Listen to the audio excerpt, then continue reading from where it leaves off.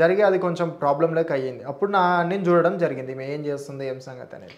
కానీ ఒక టాపిక్‌లో అంటే జనాలకి తెలిసిందో తెలీదని పక్కన పెడితే మాత్రం మీ దాంట్లో నుండి మాకొక టాపిక్ తెలియడం జరిగింది. హ్మ్. సౌందర్యకి గురువు రౌడీ రాకేష్ అని చెప్పేసి మాట్లాడుతున్నారు. అది ఎంతవరకు నిజం? ఒకవేళ ఆమెకు బ్యాక్ సపోర్ట్ ఉండి మీరేమన్నా హెల్ప్ చేశారా? లేకపోతే బిజినెస్ పరంగా ఆమెనేమన్నా బయటికి పంపించారా? ఇప్పుడు తల్లిదండ్రులు అని అంటారు. తల్లిదండ్రులు అని అంటారు ఒక మాట. తల్లిదండ్రులు అనేటోళ్ళు ఎవరు? కన్నోళ్ళని తల్లిదండ్రులు అంటారు. గురువు అంటే ఎవరు? విద్య నేర్పిస్తే గురువు. మనకు మన జీవనోపాధ్యాయ మన ప్రజెంట్ మన లైఫ్ ఎట్లా వస్తుంది అనేది దాని గురించి చెప్పుకుంటూ వస్తున్నా. ఒక తల్లిదండ్రులు అంటే ఎవరు? కన్నోళ్ళు. విద్య నేర్పించిన వాళ్ళు గురువు.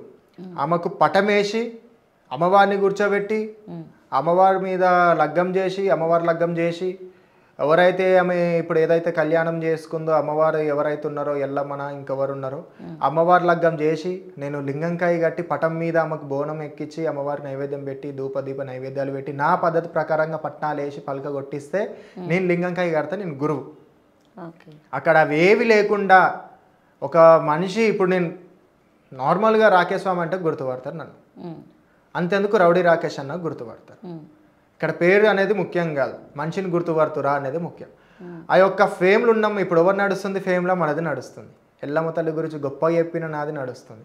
కాబట్టి తను ఇట్లా ఏం చేసింది, ఎవరైతే ఫేమ్ ఉన్నారో అనే మ్యాటర్ విషయం తీసుకొచ్చి అక్కడ నా దాకా తీసుకొచ్చి, ఇప్పుడు తను చెప్పలేదు తన గురించి అని నేను అంటలేను. నేను లింగంకాయ కడితే నేను గురువుని, ఫేమస్ ఉండడం చూపించి ఈయన నా గురువు, ఈమె నా శిష్యురాలు, ఈమె నా గురువు అని చెప్పేటోళ్ళు 100 మంది ఉంటారు.